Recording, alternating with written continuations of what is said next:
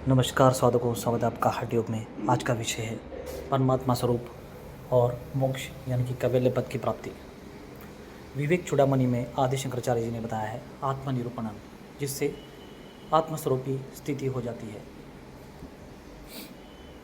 अतः ते संप्रवक्ष्यामि स्वरूपम परमात्मनः यद्विज्ञाय नरो बंधनमुक्तः कैवल्य मनुष्यते।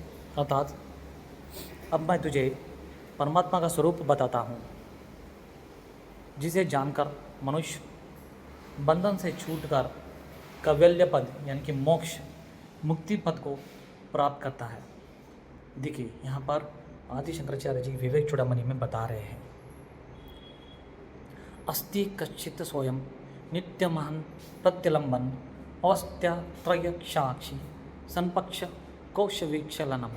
अर्थात अहम प्रत्यय का आधार कोई स्वयं नित्य पदार्थ है, जो तीनों अवस्थाओं का साक्षी होकर भी पंचकोशातीत है। यो विजानाति सकलम जागृतवस्थ सुषुप्तियस्तु बुद्धित्वस्थित भावमदा महत्मयम। अर्थात जो जागृत, स्वप्न और सुषुप्ति तीनों अवस्थाओं में बुद्धि और उसकी वृत्तियों के होने और न होने को अहम भाव से स्थित हुआ जानता है। यह पश्यन्ति स्वयं सर्वम यम च पश्यति कच्छन यश्च चेच्छि बद्याराध्यम ना तो यम चेतयति यमम।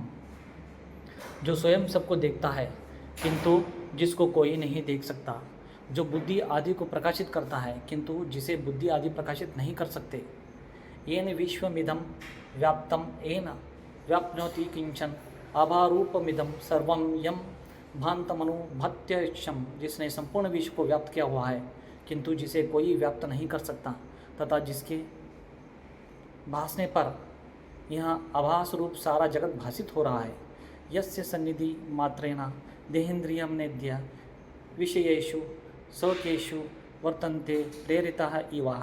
अर्थात जिसकी सन्निधि मात्र से देह, इंद्रिय, मन और बुद्धि प्रेरित हुए से अपने अपने विषयों में बरतते हैं। अहंकार से लेकर देह पर्यंत और सुख आदि समस्त विषय जिस नित्य ज्ञान स्वरूप के द्वारा घट के समान जाने जाते हैं। येषोऽन्तरात्मा पुरुषो पुराणो निरंतरा खंड अनुभूति सदैक रूप प्रतिबोध मात्रो येने शीता वागस वश्यचरिंतः। अर्थात यही नित्य अखंड आनंद स्वरूप भव अंतरात्मा पुराण पुरुष है, जो सदा एक रूप और बोध मात्र है, तथा जिसकी प्रेरणा से वागादि इंद्रियां और प्राण चलते हैं। अत्रैव सत्वमात्मनि दृढ़गृह। अर्थात यहाँ पर आदि शंकराचार्य जी और आगे बता रहे हैं कि मव्य कृताकाश उरुप्रकाश आकाश उच्छे रविवत प्रकाशते स्वतेजसा विश्वमिदं प्रकाशयनः। अर्थात इस सवत्मात्मका यानी कि सत्व आत्मा का अर्थात बुद्धि रूप ग्रह में स्थित अव्यक्त आकाश के भीतर एक परम प्रकाशमय आकाश सूर्य के समान अपने तेज से इस संपूर्ण जगत को दे दीप्यमान करता हुआ बड़ी तीव्रता से प्रकाशमान हो रहा है। ध्यान से सुनिए दोस्तों, बहुत ही गहन और बहुत ही सूक्ष्म ज्ञान है। ज्ञाता मनो अहंक कृत्य वृत्ति क्रियानाम देहेन्द्रिय प्राण कृत क्रियानाम। अर्थात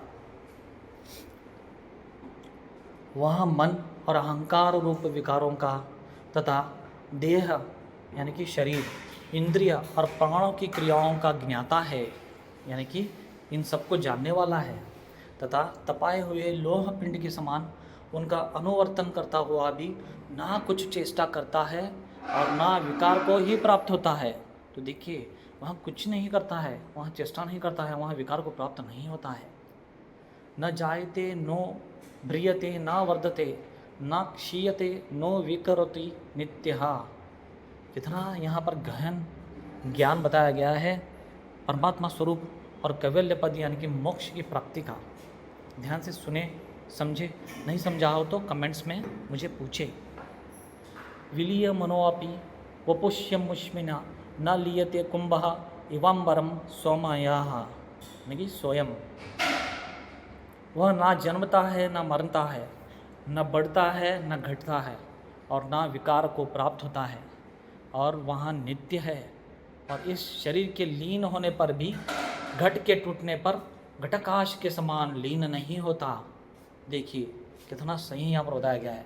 प्रकृति विकृति भिन्ना शुद्ध बोध स्वभाव सदा सदा शिव मैशानम भासयन्ति निर्विशेषः विलसति परमात्मा जागृत अवस्था स्वप्न अवस्था।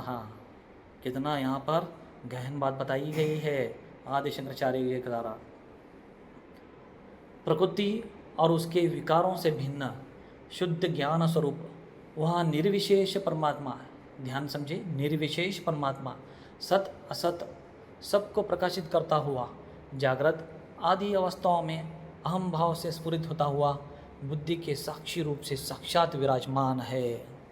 यानी कि नियमित मनसा मुंतम स्वात्मना पत्मन न मन हिति साक्षाद्विधि बुद्धि प्रसादात जनि मरण तरंगपार संसार सिंधु प्रतरभव कृतार्थो ब्रह्म रूपेण संस्थः।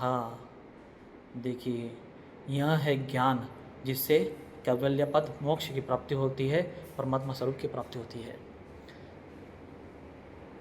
प्रतर भव कृतार्थो ब्रह्म रूपेण संस्थः, अर्थात तू इस आत्मा को संयत चित्त होकर बुद्धि के प्रसन्न होने पर यह मैं हूँ ऐसा अपने अंतकरण में साक्षात अनुभव कर और इस प्रकार जन्म मरण रूपी तरंगों वाले इस अपार संसार सागर को पार कर तथा ब्रह्म रूप से स्थित होकर कृतार्थ हो जा। देखिए यह है परमात्मा स्वरूप की प्राप्ति, स्वस्वरूप की प्राप्ति, आत्मज्ञान की प्राप्ति, कैवल्यपाद की प्राप्ति, मोक्ष की प्राप्ति। तो यह आपको पसंद आया हो तो लाइक ज़रूर करना और शेयर करना ताकि सभी साधकों को समझे परमात्मा अवस्था परम जो प्राप्ति है, कैवल्यपद प्राप्ति क्या है, कैसे है। बस स्वस्थ रहिए, धन्यवाद।